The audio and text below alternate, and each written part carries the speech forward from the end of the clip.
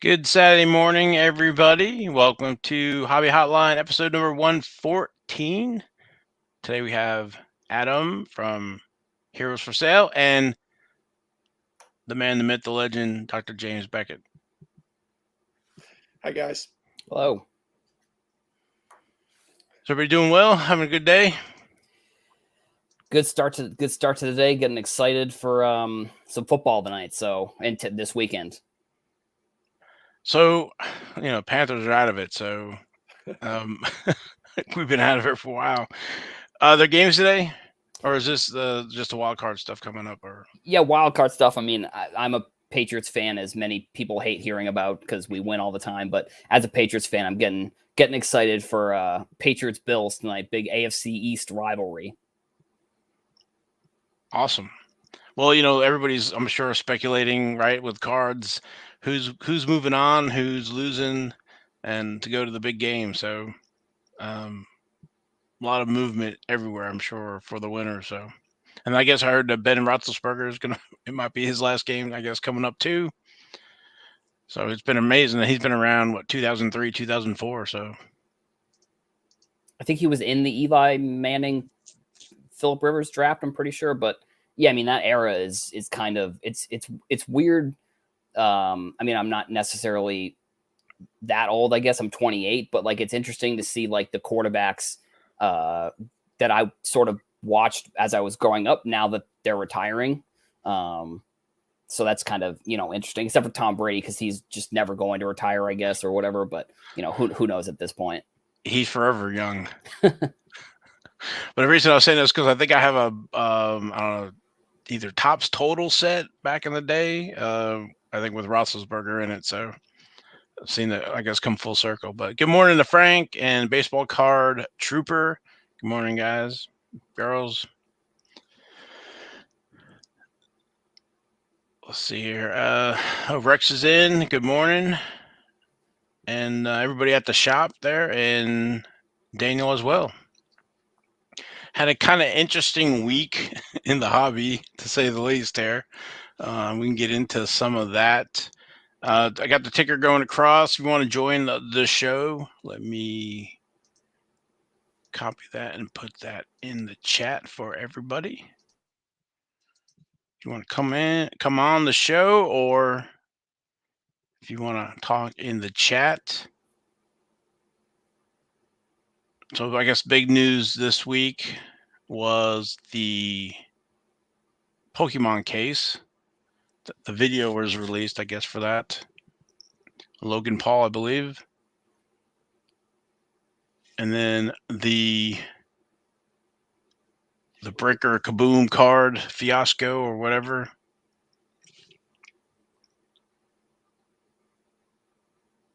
How about some positive news, Val? Positive news. Let's see. We got football going on. Oh, the you guys probably don't know about this. I did talk to Adam before that. The Lewis Hamilton 101 from the Topps Chrome Sapphire Edition was found, pulled. I watched that video. It was a blowout cards break. It's about 3 hours and 45 minutes into the break, and everybody started, I guess, pulling out. And they went to individual boxes, and there were 2 boxes of Sapphire left. So one guy wanted it, so they chose the left or the right, and I think he chose the left. And then in pack 7 of 8, he hits the 101. So I guess they're guessing it's going to be about $100,000 to $200,000 card. Also, the Jason Dominguez Superfractor auto is up on Golden, and I believe the 1/1 Mac Jones Kaboom is up on Golden. So it's definitely going to be interesting to see where those 2 cards land. I mean, obviously the Jason Dominguez is like the card of 2020, and then the Mac Jones Kaboom is kind of like the card of 2021. So it's going to be kind of interesting to see from a price perspective and to see if who ends up buying them. Because I think, with social media, we definitely have seen a lot of people that say that they're the ones that bought them, which is always, that's one of the things I think with social media that I definitely like with sports cards is like now we get, first of all, we get to see these cards that maybe in the past we never would have known existed. unless you're checking PSA pop reports and then you see that Jason Dominguez won. But like, one of the things is like people post the cards and now you know that the card actually has been pulled and it exists. And then you get to see kind of who's buying it and you get to see who's kind of adding it to their collection or who was the seller. I mean, it's both very exciting cards that I think people are, I'm excited to see what those cards end at. Definitely. It's kind of interesting the way the market is right now. I mean, we got inflation, all these other outside factors, I guess, on the hobby. So we'll see what they sell for. So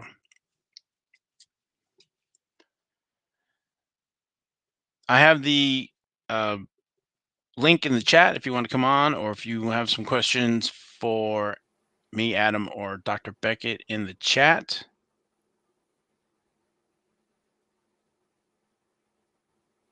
I guess it's a slow day.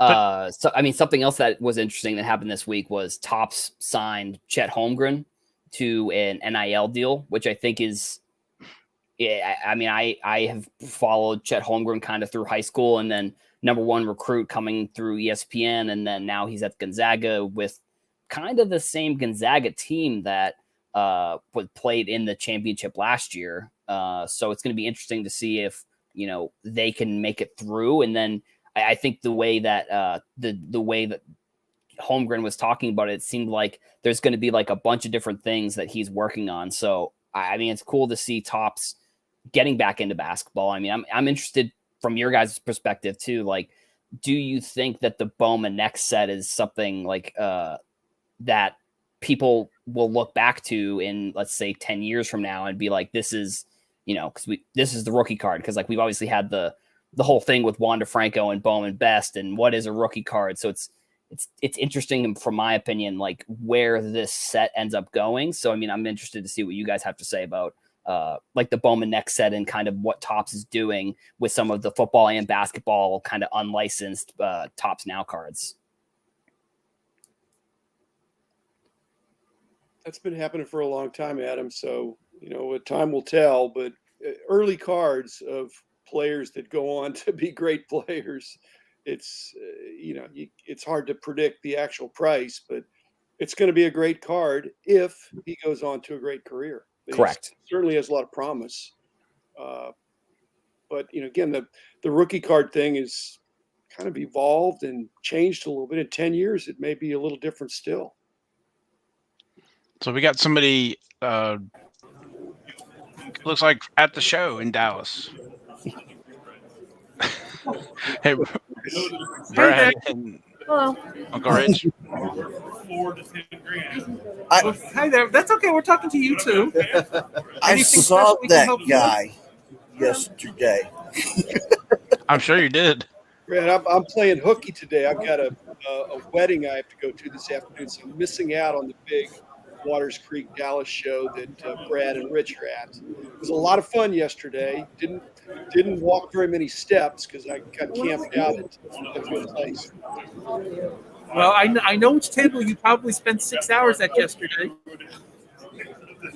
Everything at their table was new.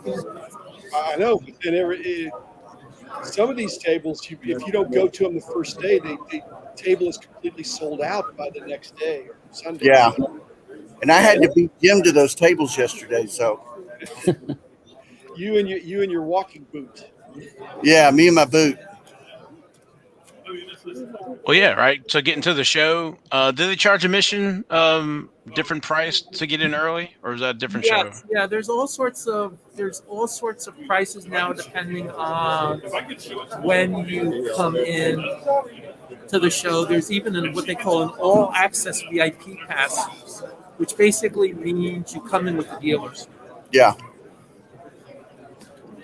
So to me, that's amazing how this is morphed or changed from years past, right? It was one price for the whole weekend or whatever. And now, I guess reminds me of like the SCD, right? You could you wanted to get that issue first before everybody else to comb through it. I remember doing stuff like that. So it's interesting to see how things are changing here in the hobby, even with the show prices. Well, what's so interesting is somebody's not here, and there's a lot of boxes around that have been replenished. So I'm going to get to beat somebody to some boxes. Somebody will be there tomorrow. Oh, that's true. That's true. But Val, when you talk about that, when I was working at Beckett, we were getting the Sports Collectors Digest on Wednesdays. We weren't getting the FedEx, but we got the second fastest delivery, so we could have them in time. In a sense, for the next magazine. Whatever magazine was rolling out the door, we could have at least make one pass through it. So, that was during the peak years when they did that, because they were having mail issues. I mean, when they first started, Jim can probably tell you better stories than I can, but there were times I would get the next issue of I would get an issue of SCD before I got the previous issue of SCD. Yeah, it's just like hitting the boxes or hitting the show early and finding those deals that get snapped up before everybody else. So it's interesting how times have changed. So haven't changed, but how it's changed in the hobby, I guess. Yes. And that's something interesting that I'd like to hear everybody's comments on. There used to be a local promoter. He's not with us anymore. And we used to, in a sense, make fun of him because his thing would say, $5 from 10 to 11 for early bird special and $2 afterwards from 11 to on. But in retrospect, he's onto something. Yeah, we have somebody at the Hickory Show, and he does the same thing. So basically on Saturday, it's one price, and then Sunday, it's like half price. So. Yeah, I remember that. Yeah. I do remember that. I completely forgot about that. I always ended up going Saturday afternoon. Prices to get into the show is what you guys are talking about? Yeah, I'm sorry, Adam. Yeah, so for years it's been usually the like the one price you got in, or if you got it discounted if you were Saturday and Sunday or whatever. But I believe at the Chantilly show and maybe at the Dallas show, there's two or multiple different prices for depending on when you attend. Yeah, there's at least two. There's a day, and then an all access. There's an all access VIP. There's a VIP, and then there's a daily. That's right. Yeah, 3. But if the National's the same way, there's VIP, super VIP, and there's daily at the National too. So, but what I was saying about James is James was $5 from 10 to 11 and 2 from 11 on. In retrospect, he had it right, but he didn't run great show. I know. I never liked that. You pay when you pay, but I understand the advantage of coming in early to buy. But it depends who it is too and what they're doing. Yeah. I mean, I know from when I was running shows, most of the people who came early, honestly, they go to the diamond quarter boxes. They weren't competing with the dealers for the expensive stuff. They were competing with me, and I was saying, go right ahead. Yeah, I mean, that's sort of like one of the big things about the National is like the earlier you can get in, the better deals you can find. So, I wonder if shows are trying to, I guess, make money, because I mean, anytime somebody's trying to do something in business, they're trying to make money probably. But like, I wonder if charging a little bit more for is this a stack of 64? No, for charging a little bit more for the early bird, like getting in early, may be the way to go. Because I mean, even for some people, like, if they know their strategy going in, like, they would be willing to spend the extra, I don't know, $5-10 to get in early, because they know they can go to the $5 or $10 boxes, and they know they're going to find $20 or $30 cards in there, and then all they need to do is find one card, and then that pays for their early entry. So I mean, I think we obviously need to be making shows accessible for everybody, and we want to get as many people to the show as we can. So maybe, yeah, I mean, maybe it is the later in the day things sort of change in price. So that way, you know, I don't know if somebody's on a Friday getting out of work and they're headed to the show, or if it's Saturday and they work the morning shift or something like that, maybe it's adjusting the price for how people want to attend the show. I guess that would make sense to me. Yeah. Well, what'll be really interesting this weekend, wow, it just got eerily quiet right as I started talking. Everybody wanted to hear you, E.F. Hutton. What will be really interesting this Sunday is it's Cowboy game, 3:00 Central. So what's that going to do to the Sunday afternoon traffic? You've got, like, I'm ushering at church on Sunday, so I'm going to the first service. I'm ushering, then I'm coming over to the show. I'm planning on staying past the start of the Cowboy game. So what happens in that time between 11 and 3? I'm very curious to figure out, to see what happens. So I don't know, but I'm hoping that it kicks and then kind of, but not 100%. But I hope it kicks off and pops really good on Sunday.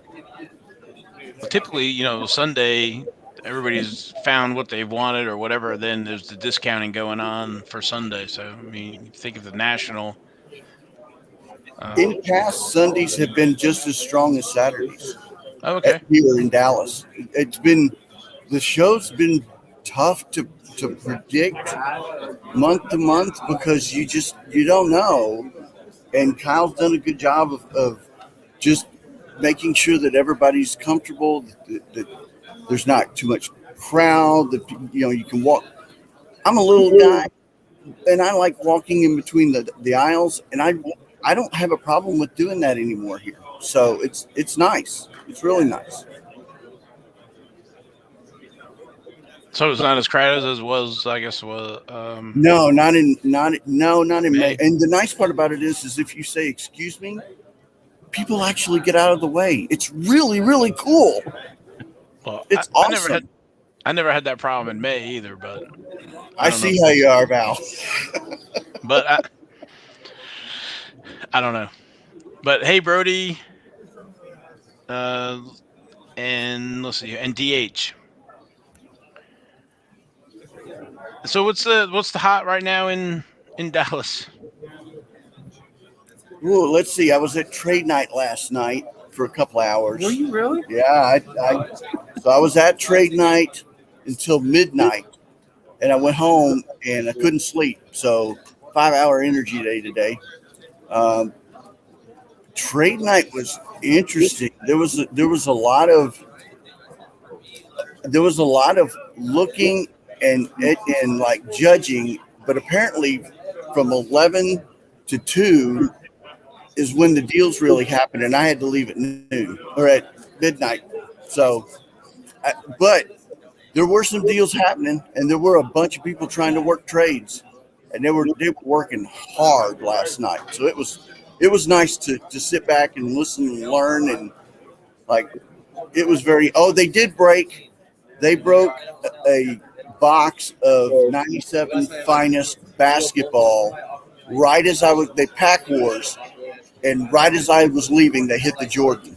So the whole bar area just went like somebody scored a touchdown to win the Super Bowl. I mean, it was just for like 5 minutes long as I was walking all the way out. So they hit the Jordan last night in that box. It was really, really cool to hear.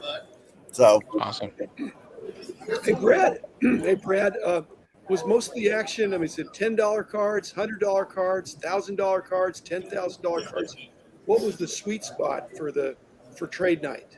I mean, if you bring cheap cards or super expensive cards, where do you need to be? It was as low as 150. People were, and I didn't see any trades go off for 10,000. But there were a bunch of people trying to buy cards for 10,000.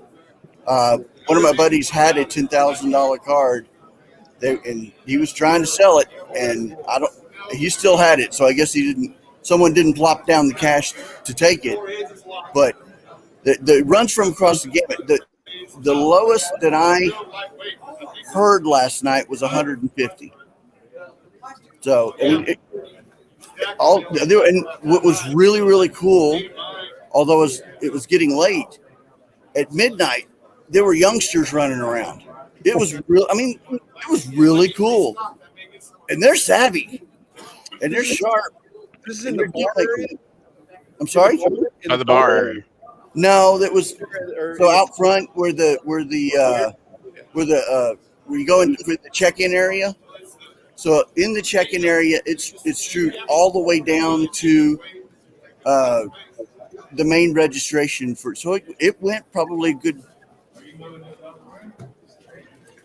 50, 75 yards down one hallway, and then 25 feet down the other, and it was really cool. I'm glad I stayed. Now I'm not going to stay tonight because I don't have any sleep, but I'm glad I stayed last night. Just sitting on the floor, sitting in chairs, standing around. I'm gonna lean on Rich. I'm gonna fall asleep on Rich today, and there's gonna be at least a floor for you to do that, son. There's 2 5-hour energies in my pocket, and so I'll do those plus a couple of Dr. Peppers. Anything special to help you with, sir? I'll be good until 4, and then past that we'll see what happens.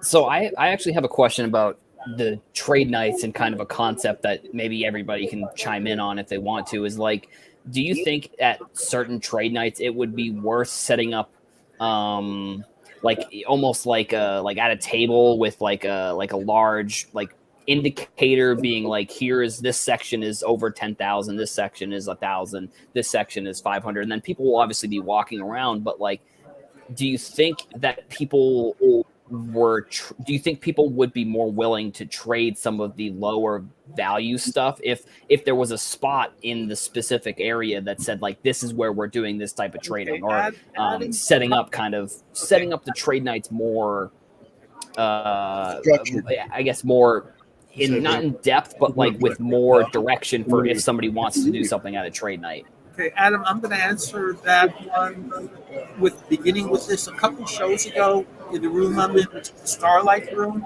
at the Dallas Card Show, which is also where they have the official trade night. Last night's really not the official trade night. Last night, more of an organic trade night. It just exists. And they used that room from about, again, 7 to 2 for a trade night. 2 shows ago, there was a couple across from me. What they did is they basically moved their table to the trade night area. They bought and sold at there, and they basically, since their table was set up in here, they just basically moved their table to trade night, and then came back. The next morning they came about noon. But yeah, so it depends on the situation and where you are. What you're describing is something more similar to what our old friend Mike Purkis used to want. Mike Purkis wanted us to have a 24-hour national. He wanted that type of activity. That was actually going to be a follow-up question. I was going to say, like, do you think it would be worth, like, at a Dallas show, like, having a show, which, some dealers probably wouldn't want to do this, but for the dealers that maybe did, like, have the area where the regular Dallas show is, and then have either a separate part of the conference area, or that would be like an extra setup where it's like, maybe that's another opportunity where some of these shows could, they could charge for dealer setup, and it could just be like the nightcap or whatever, however, kind of like how we have, our regular show, and then we have overtime on Tuesday nights. Like, I wonder if that's kind of a thing. Where they have sorry, Adam, I didn't mean to step on you, but where they have autograph guests on Saturday, once the autograph people leave, they set it up for the trade show for Saturday night. Mm-hmm. So in other words, you can do that. Right. And you can move your table. And I'm sure there's some savvy dealers that probably will set up in this room just so they can then participate with a home base for trade night. Mm-hmm. And it's a smaller, friendly, I'm going to use the term smaller, friendlier room than a big conference room. So it's really, if you think about it that way, it may not be the worst business decision in the world to do it that way. As I said, I know the couple across from me that came in did really well on trade night that way. Yeah, last night the really cool part about last night is I felt it was 100% organic, and there was just as much networking and getting to know people and getting to know your peers and all of that, just as much as that, even more than buying. So it was I liked the organicness of that. I don't know what, because I just think it flowed better. Now there were some times some toes were stepped on and people were like, "Hey man," and people were like, "Okay, cool." I mean, there was some give and take, but the organic portion of that I really liked. Now, to say the other, I haven't been to the other. I might stay a little bit tonight because the show ends at 6. They might have the 7 o'clock trade night, so I might spend an hour and see how that differentiates. But personally, I like the organic part of it. So. I will tell you that the trade night here has broken up, in the more formal one has broken up as late as 3 in the morning. They had to kick the last people out at 3 in the morning sometimes. They went till 2 last night. They went to 2 a.m. But they're not kicking people out of the room. That because of the way this is set up. They do want to have a few hours for everybody to recover, so to speak. But a couple shows ago, it was 3 o'clock before they kicked everybody out. There were still people doing deals in this room at 3 a.m. 2 shows ago, or 1 show ago. Yeah. That was, I'm sorry, Jim? I was going to say, are they enforcing the kind of no cash, that it's all trade and you're not supposed to be selling, you're supposed to be trading? No, there were some cash deals last night. Now, that might be because it was more informal and organic. I don't know about tonight, but last night there was cash spent. And I know when Triple Cards had their trade night last month, there was some trading and some cash involved because I knew several of the people that went to it. It was, it's funny. My wife and I, we go out to dinner every Saturday night. I said, we're taking separate cars. She goes, why? I said, because I'm stopping a trade night on the way home. And I showed her the flyer. She goes, okay, fair enough. And so I hung out at trade night for about an hour last month at Triple Cards in Plano. And I knew about 25-30% of the people. We even have an idea for a future podcast that came out of that event. And so it was kind of fun to see the mix of trade, what people brought, and there was some cash. Somebody said, "Oh, and I bought this at the show, and I traded for this." Yeah. So there is mix. Some people will deal in cash, and some people may be cash. When I say cash only, or PayPal only, or Venmo only, or whatever. There'll be other people that'll be just pure. Hey, I want to trade just to get some new stuff coming in. Yeah, there were some cards for card trades last night, and there were cards for cash, and I did see a couple of transactions that were pure cash. So it was a mixture. It was a mixture. It's a lot of fun. I'm exhausted, but it's a lot of fun. So, when I was there, I guess it was in May. It was down that hallway, and it was pretty cool to see, some of the, I guess, savvy kids or whatever, where they took some of those tables that were out there, they used them as their own and set up for trading. But, or is there a separate room now for those? Yes and yes. Get out of here. Oh, so it must be the whole thing then. So, take care, guys. Maybe I'll look around some more. Look around a little bit more. Yeah. Hurry, I'll see you in my walk. Yeah, I see it every other day or so. Yeah, but you don't usually see me really there in the morning. So Brad, can you hear me? Yeah. You're not Yeah. going to see me. Yeah, So- it seems like on Saturday. So it's the hallway and a separate room then. Normal time. Yeah, it's actually last night was in both hallways and in the main check-in area. And I'm sure, Okay. Tonight we'll spill out from this room and go to the main check. Do the same thing. Yeah. It will spill But out. what was really interesting and got some people really shook up is, I know that most of the guys at Hobby Hotline don't care about this, but the bar closed at 11. Ooh. That was very interesting last night. The bar closed at 11. I mean, There was- does it typically close at 11? Like, is that different from what it usually is? When my drinking days, I remember that it was midnight. So, and it was, I don't know whether it was understaffed, it was under supply. I don't know, but there were some very disappointed people last night. And I don't know if that hurt or helped or what, but that was a very interesting fact last night. I was very surprised. So, Brad, I have to ask, switch gears and ask you another question. Is anybody talking about the Pokemon case and the baseball card exchange at all out in the wild? Yes? Yeah, they are. We're just shaking his head no. And well, well, you're in the main room. I'm in this room, and there is a difference. Yeah, I'm spending most of my time in the main room, and in the main room, there's two trains of thought. There's a lot of there is the reaction. There's two reactions. There's laughter. And then there's, it was a stunt. So that's it, because Logan Paul, sometime within the next 7 days, has a drink coming out. So some people think that it was a publicity stunt, and some people think it was are laughing at it. So I don't know I don't know his heart, but that's the reaction that you're getting. It's a mixture of both.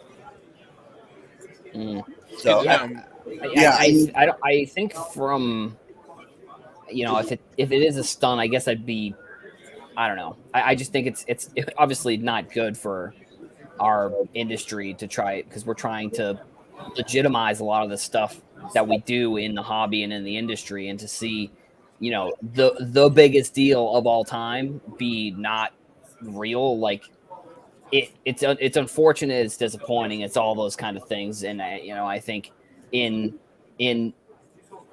20 years, when influencers and influencer marketing is kind of more accepted as like an actual traditional type of marketing, I think the Logan Pauls of the world are going to be in those textbooks as like, how were these people so relevant using the internet for so long? And I mean, for him, like the $3.5 million, like he probably makes $3.5 million in like a week. So it's like, for him, I also would be interested to see, if you were to take all the pieces of content he was able to make with this box, like how much money did he make on AdSense, and how much money did he make just from paying $3.5 million?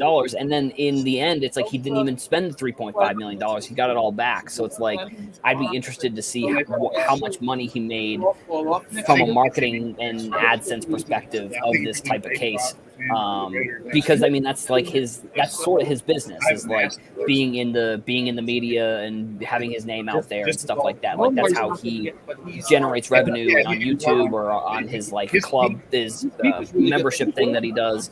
So I mean, I think that's kind of the thing that I think about with it overall. Yeah, one of the really, really interesting comments that I heard from a couple of Pokemon people, was Pokemon people knew that case was fake because that logo doesn't go with that series, and it's never been that way. So the Pokemon people in the know knew that case was fake before it ever got further on down that road.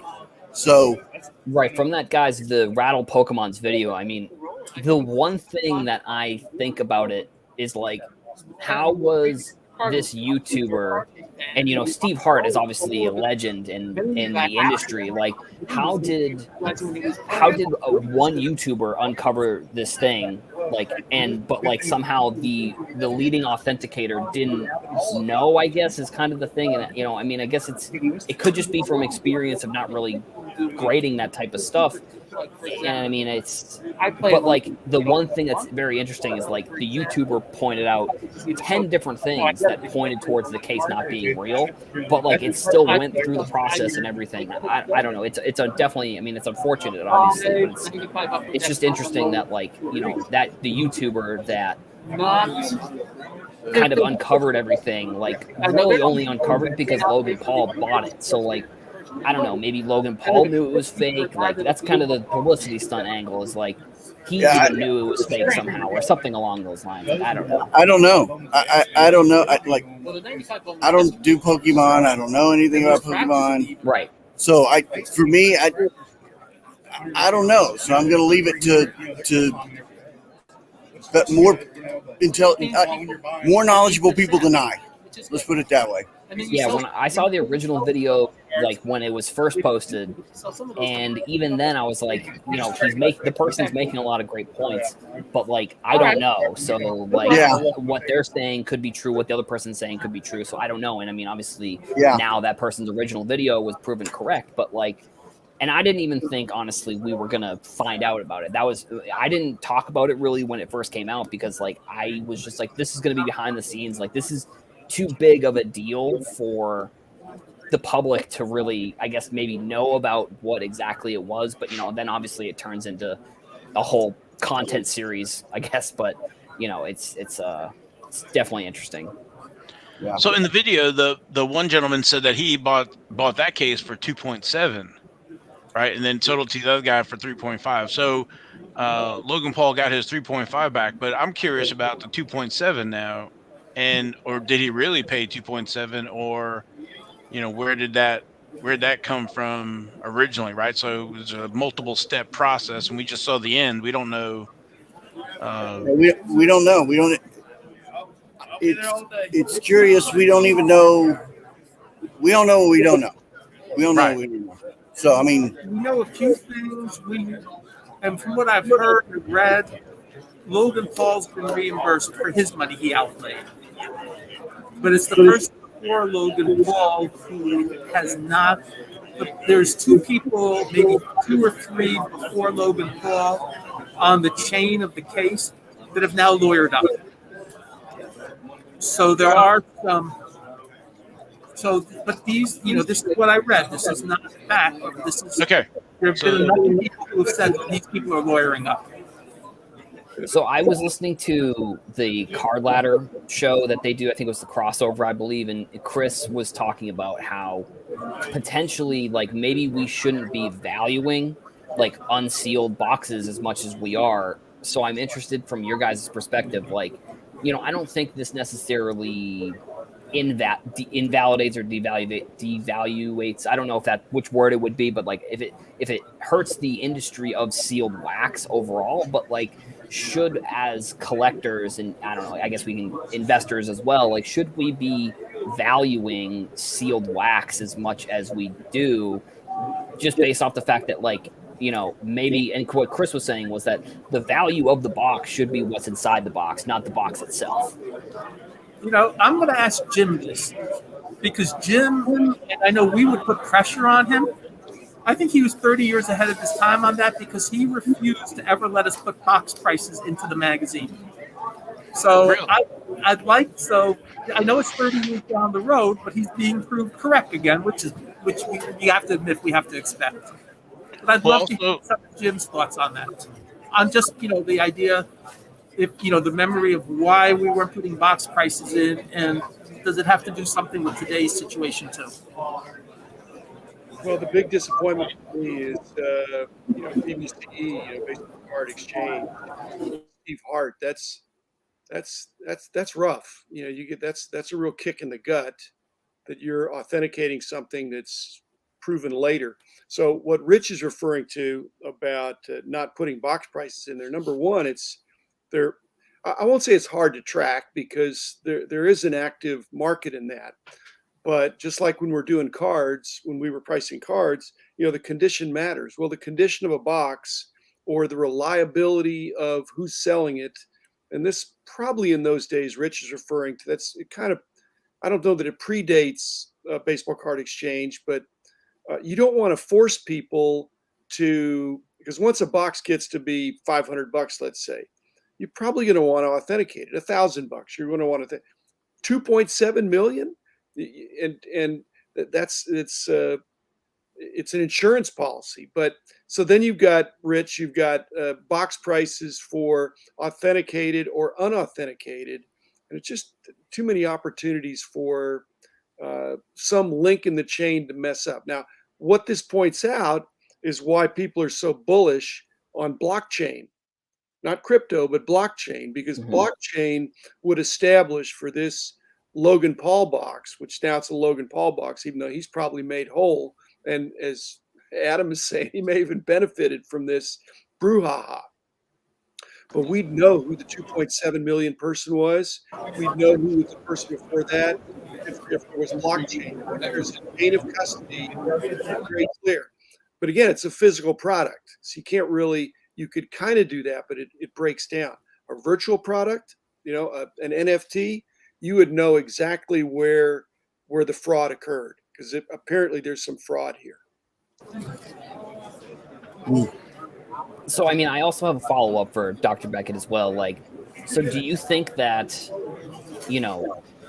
we should be valuing more of what is coming out of these boxes rather than the boxes themselves? Because, I think one of the big things that happened in 2020 and 2021 was like people going to Targets and Walmarts and bots buying all the stuff up online and then either selling it for double, or these people are holding on to it. But like, should the value of the box be based on what's inside the box and not just the box itself, I guess, is the kind of the question that I have for you. Well, let me change the question a little bit, because you're right. I mean, it should be based on, but it should be based on the expected value that you're going to get in the box. But Right. People aren't doing that even now, whether it's a brand new box or an old box. They're valuing it based on the potential value of the box. That's way higher than the expected value if you just play it out. In fact, the expected value of a lot of these boxes is less than the SRP, Right. when you get all said and done. And so older boxes, the appeal that there's a shrinking supply, I understand that, but Adam, to your point, it still needs to be based on the expected value of the box. If you were to break it, what would you get? And if you, otherwise, you're just looking for somebody else to sell it to down the road. Ultimately, somebody's going to open it, like happened with this Pokemon box, and they're going to find out that you may get an unpleasant surprise. And it may be a legitimate unpleasant surprise. You just didn't get anything great. So I think this is a dampening effect on that whole market, and that's okay with me, in the sense that it needs to be about the cards, not about the boxes or the cases. Ultimately, when people open it up, they need to enjoy the cards, not say, "Hey, look at this nice box that I have." It's, here's the cards. Here's my card collection, not my box collection. Right. And I mean, I don't know if you guys all know, like, there's a joke on Family Guy that like one of the episodes, all the people in the neighborhood get a boat, and Peter is in there and he's just like, you can get the boat or you can get this mystery box. And what's in the mystery box? It could even be a boat, and then it's not a boat. And it's like, so they should have just taken the boat because they got the boat. So it's like, it's almost it's strange to use an analogy from Family Guy when it comes to cards, but it's like, if you're opening a box and expecting to pull whatever rookie card, you might just be better off buying the rookie card if you're trying to expect the rookie card. But that's kind of the one thing that, for me at least, is like breaks and buying boxes. It's like, it should just be fun for everybody. And it's like, it almost has become like a burden getting boxes and opening them, because like people are selling the boxes with the expectation you're going to pull something that's maybe worth, $1,000, whatever the card is. But like most of the time people aren't pulling that. So like, it's an interesting conundrum when it comes down to like, what should the boxes be valued at this, if realistically you're not even going to, like, 9 times out of 10, you're not going to be pulling anything out of those boxes, I guess. Well, not only that, but also the cost is kind of baked in for grading. If you got PSA 10 or whatever, I saw it, the mid 2000s and up, like the 86 basketball, how those packs were increasing. And then you had the price of the PSA 10 Jordan, and you're going to get, 2 to 3 per box, and then everybody else. And so even the older cards, right? So those supplies are diminishing, but also high graded cards. And whatever popped in my head was the 52 tops, where who's card number 1, and he gemmed at it. I think it was a 9 or a 10. So, the packs, I think they were $5,000 or whatever, but it just escalated quickly on box breaks or box prices. Yeah, and I mean, I guess so. I have one last question about this: is like, do we think that older boxes maybe should be way more valuable than current boxes, or do we think that they should hold similar value? Because, from the research that I've done on older boxes, the configurations on and also just the fact that they've been so many boxes open, like you said, like the 1986 Fleer, you're pulling one or two Jordans out of that box almost guaranteed. But like nowadays, you're not guaranteed to pull a LaMelo or a Zion or a Ja. So it's like, it almost feels like people are buying and selling these boxes based off of prior knowledge of boxes, if that makes sense. Like the expectation is that the configuration or like what you can pull is similar to what you could pull back in the day, but like it's not at all. So I mean, I guess I'm interested to see what people have to say about that as well.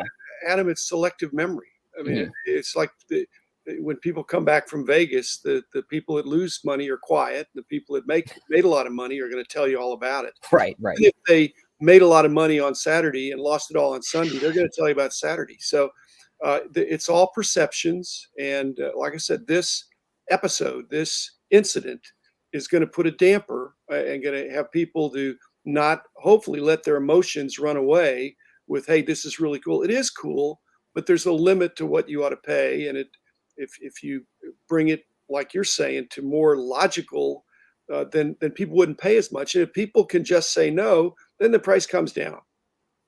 But there's already people that want to have the excitement of doing it. So it's emotional. Actually, I do have one other question about what you guys think. So like, Dr. Beckett, you talked about like blockchain technology. And I think one thing that could help the card industry and maybe box prices is like somehow including, like, if you pull, for example, if you pull the only reason we know the Mac Jones 1-of-1 Kaboom exists is because someone posted about it on social media. But like, if somehow you were to include, if you were able to make that into an NFT or something like that, like, then do you think that there's a way that would, like, a distributor? So, Fanatics is going to be the example here. Like, Fanatics has like a running list of all the, the NFTs or the big cards that have been pulled out of these sets. And, do you think that has something to do with like how that could affect card values? Because, I think that, like, I think one of the things is like when the 1-of-1 Zion gets pulled, how does that specifically affect National Treasures from 2 years ago, which, Zion's a different, not the best example, but like the example that I'm using is like when the biggest card is pulled, how do we know it's pulled and how should that affect the set?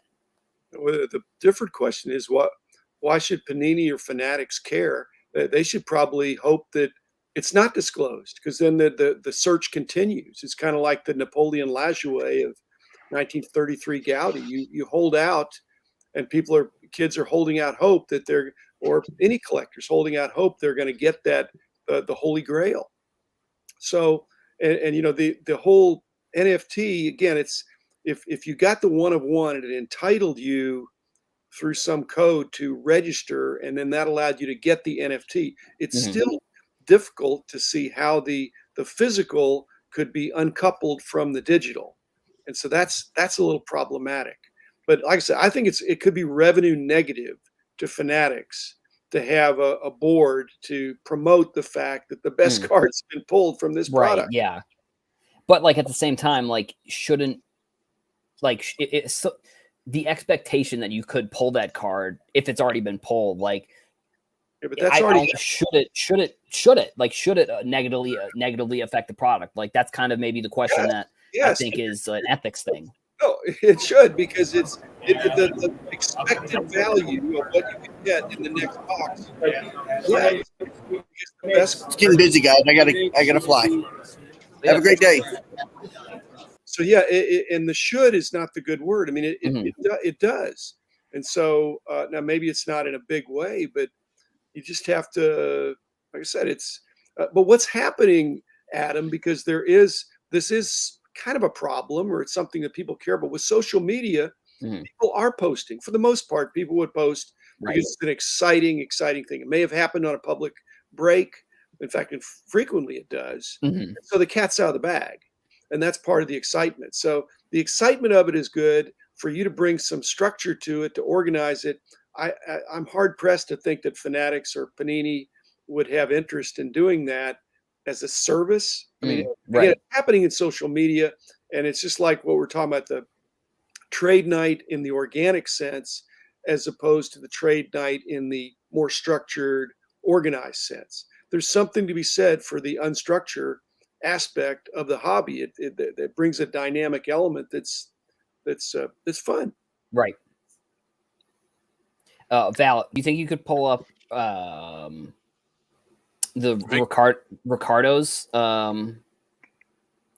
comment there? I think this is one of the main points that I think is we sort of seen a shift for sure, is like people feel like holding on to the boxes is what is valuable, where, you know, I think the fun of opening the boxes and the value of what's inside should be what causes the value. It's sort of kind of the points that I've been making today, but I think this is another one that sort of hits the nail on the head. I think a lot of people are sort of feeling this way, that, like, you know, they can open the boxes and they don't have to feel like they don't have to feel like they're losing money, or, you know, or they feel bad about opening boxes. Like, that's sort of how I felt. I mean, to be completely honest, like, I bought boxes from Target and I have a bunch of them and I just haven't opened them because I'm like, well, you know, why would I? Like, and it's sort of like maybe it's a psychological thing or something like that, but that's sort of kind of been my thought process. And, you know, even it's something where I've thought that maybe I should just open up all the boxes, you know, like, that's sort of how I thought.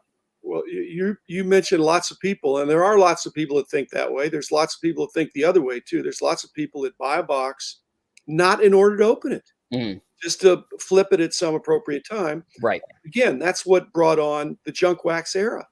People were buying unopened product, putting it away, thinking it's going to be more valuable in the future, instead of opening it up, enjoying the cards, being a collector, even an investor. You're buying the cards, you're buying cards, and you're opening them. And so, but there are two kinds of mindsets. But what's going to happen but just to finish this, what's going to happen for the people that are buying the boxes, and this is Ricardo's, the other side of it, people that are buying the boxes in order to sell it for more later, those people need to have a little check in their spirit that, hey, you know what, even if it's got this special plastic wrap on it, the people are going to be a little more careful now, because you can fake that. And I don't want to be part of that. Again, if you open it, you don't have to worry. And if you're paying huge bucks, you know, I just don't. Yeah, I mean, it's gambling if you're paying huge bucks. Right. You know, especially if you're not the original owner or got it from the original distributor and you have multiple chains. That was my thing, is, if, you know, you bought a case of cards from somebody and, you know, you're removed from the original source, well, you assume the case is fine, but there's got to be a small percentage that it might not be. If you get it's happened forever. Right. The dealer has a case, and back in the day, and this be unscrupulous, but you open up the case and you take one random box out, you open it up. If you get the case hit, then you sell the rest of the boxes.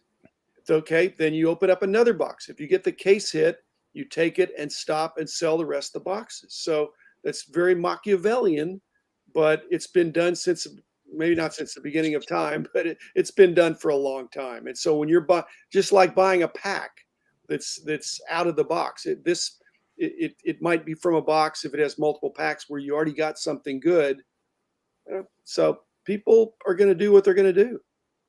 Yeah, that's what 1977 Cloth brought up a comment earlier that said the value of the sealed case is the case hit that's still known to be present in the case. So it's like, if you're selling that case, like, that's what the value should be. Like, if you're buying a case of Absolute, like, the potential kaboom should be what is keeping the value of that case. But, like, you know, when we see basically all the top quarterbacks, like, just on social media, I think I've seen every single one of the Trey Lance, the Justin Fields, the Trevor Lawrence, and the Mac Jones. I think those number one of ones have all been pulled. So, like, ultimately, how much effect long term would that have on some sort of sealed case? Because then, you might just pull, I think most of the kabooms are fairly valuable, but like you might not pull a rookie. You might just pull one of the veterans that's in that too. So it's like, it's a double-edged sword, I guess. It's like,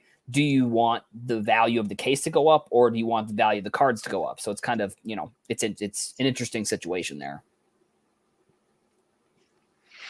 So I have a question from Victor here. It's a big, long question here. How can we process negative news in the hobby? And is it healthy to talk about it, or are we on track to damage the hobby long term, assuming these types of shenanigans continue? As a hobby veteran, I'm torn, upset, and frustrated with recent news. There's a lack of integrity in the hobby, and I'm questioning, can we really recover? With some of these big news hits and, outside people from the hobby see this, this is where I guess regulation might start or whatever. When you're talking about millions of dollars for stuff, and the money that's now changing hands, it's come a long way from, the $18 a box, so 50 cents a pack from Tops to the thousands of dollars a box now. Thoughts? Yeah, I think, Val, we had a conversation before the show about sort of this kind of topic, and like I think what, unfortunately, the two big stories of this week is sort of how the outside world, the people who aren't in cards, sort of view cards, like in a way, like they sort of, if somebody doesn't like cards or they're not into it, like they may look at those stories and they're going to say, look, this is exactly why I don't like cards. But like, I put out a tweet about it earlier this week, and I said I was upset. I was upset too, because it's like, we're fighting for the legitimacy of the industry almost on a daily basis. And, one of my friends on Twitter, Nick, Examine Baseball, who works, is a school teacher and does work with Forbes. He had a great tweet. He said, there are good people that we've all met, especially here. However, there are going to be shady types in the industry. Conduct yourself appropriately and try and surround yourself with others that do the same. And I think that for me, that for me was the sentiment that I think I want to try and go forward with, like being around people like on Hobby Hotline and other shows that I'm doing, like surrounding yourself with people that you know and trust is really going to be the way that, you can maybe process, to answer the question, like process these negative stories, is like, just know that your ethics wouldn't allow you to do something like that. So although it's unfortunate, if you're surrounding yourself with people that you trust and that you like, then that should be what's most important, rather than focusing and harping on the fact that, there were some big negative things that happened this week, in my opinion. We're almost out of time, but I just want to say that unfortunately, this is not going to go away. And if Fanatics has their way, and I hope they do in this sense, is that I think their goal pretty quickly is to double the size of the industry, of the hobby. And so if they're going to bring in twice as many collectors, it's twice as many investors. But Adam and Val and everybody else, it also means twice as many scams and twice as many scammers. There will always be people that are going to try to bend the rules or get away with something. And so it won't go away. And if there's twice as many good guys coming in the hobby, there's probably going to be twice as many of these bad apples, because there's going to be more interest. And like I said, when we have an industry that's lucrative and enjoyable enough that a lot of people are coming into it, and they see the fact that with the not much regulation, the problem I have is that there's so many ways to make an honest buck. Mm-hmm. That why don't they just do that, and then they can sleep better at night? You can make a lot of money if you know what you're doing, and you buy and sell wisely, not crookedly. That's my editorial statement. Well, I was just thinking about, like, back in the 80s and the counterfeit cards, and how Upper Deck came in to put their hologram on there and to try to reduce counterfeit cards. And, we'll see what technology or whatever, what new businesses pop up to help possibly deal with some of this stuff. So, I mean, baseball card exchange with baseball boxes and other stuff, they were, again, have a a huge reputation in the hobby and have been doing it for a long time. I think with Pokemon, it's not one of their core. What's the right word?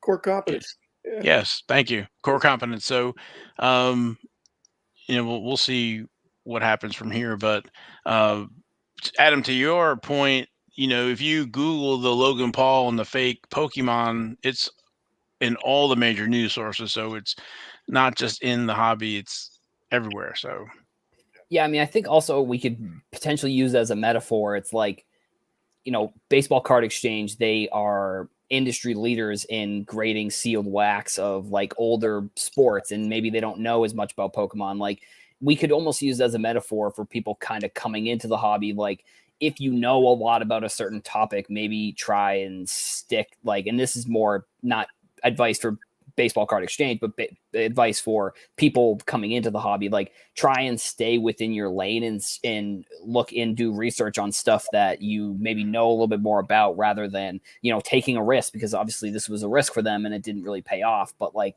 taking the risks on something that maybe you don't need to, because like you said, like, there's a million different ways you can make money in this hobby, and that's one of the great parts about the hobby, is that fact. Guys, I got to go because the reason I'm here and not yes, sir. because I've got to go to a wedding. But let me just say that having run a company, and when somebody sends you a card to get it graded, like at BGS, if we can't be totally sure, then we need to send it back. Mm-hmm. Okay. On the other hand, that means we're foregoing the price, the payment that somebody wants to make.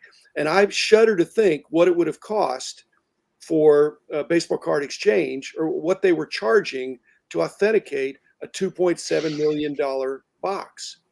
Was it $10,000 to authenticate it? So now you're talking about they got to either send back the $10,000 or say, hey, it looks good to us. So I mean, it's not a simple thing of, oh, hey, we just made a mistake. They probably got a lot of money for doing that. Mm-hmm. And they should have either brought in this YouTuber as a consultant or somebody to say, hey, this is questionable. Be careful here, because you've got, ultimately, they probably have insurance, but there's exposure and some reputational damage. So very, very upsetting, but we'll get through it. Thanks, Val. I got to go. Yes, sir. Thank you. Great to meet you. I want to have you. I've had Val on, but I want to have you on my podcast at some point in the future. So send me an email, drjamesbeck@gmail.com, and we'll get connected, because you're another fellow kindred spirit of content producer, and I'm looking forward to. Absolutely. Talk to you soon. You bet. Thanks, guys. Have a great afternoon. All right, bye. But I think, Adam, you had a great point there, where you can start with a particular sport or whatever it is, and learn from there. And that's what I did with NASCAR.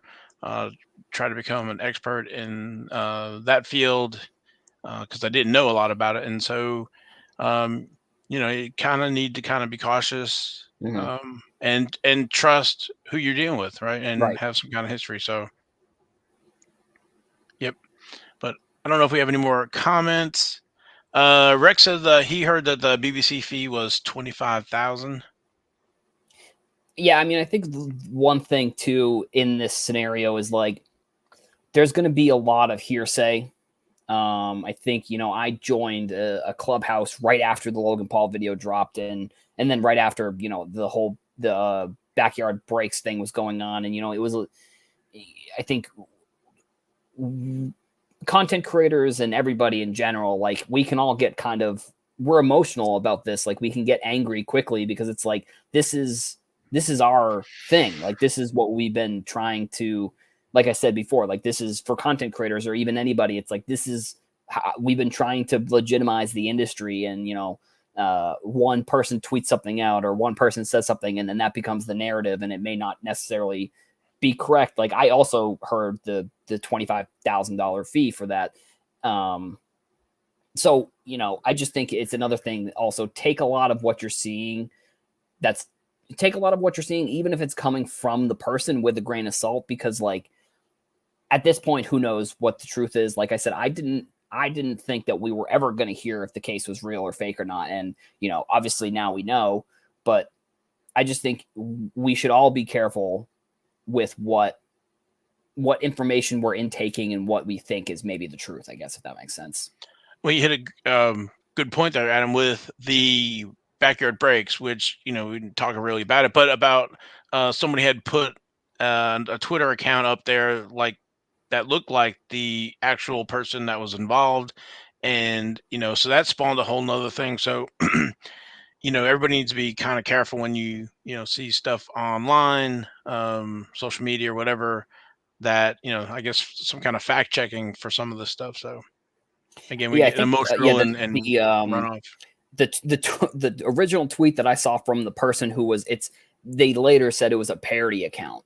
It has 268 retweets and 1,500 likes. So it's like, you got to figure there's a percentage of people that didn't see that second tweet that said that it was just a joke. So like, you know, it's all, you know, there's a lot of, and especially this specific scenario with smaller stuff, we get emotional. But like with this, it's like, this is potentially industry altering. So it's like a lot of people are probably have a lot of emotions dealing with stuff like this. Cause like, you know, I don't know, someone could be sitting with like $1 million worth of BBCE wrapped cases. And now they're like, well, like now what? Like, do I have to go get them authenticated? Do I have to get them looked at? You know, there's so many different, you know, perspectives of like this scenario. So it's, you know, it's all kind of crazy right now.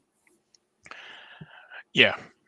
I don't know if we have any more questions. We're kind of in overtime here. So appreciate everybody watching today. Hope you got something out. Adam, thank you.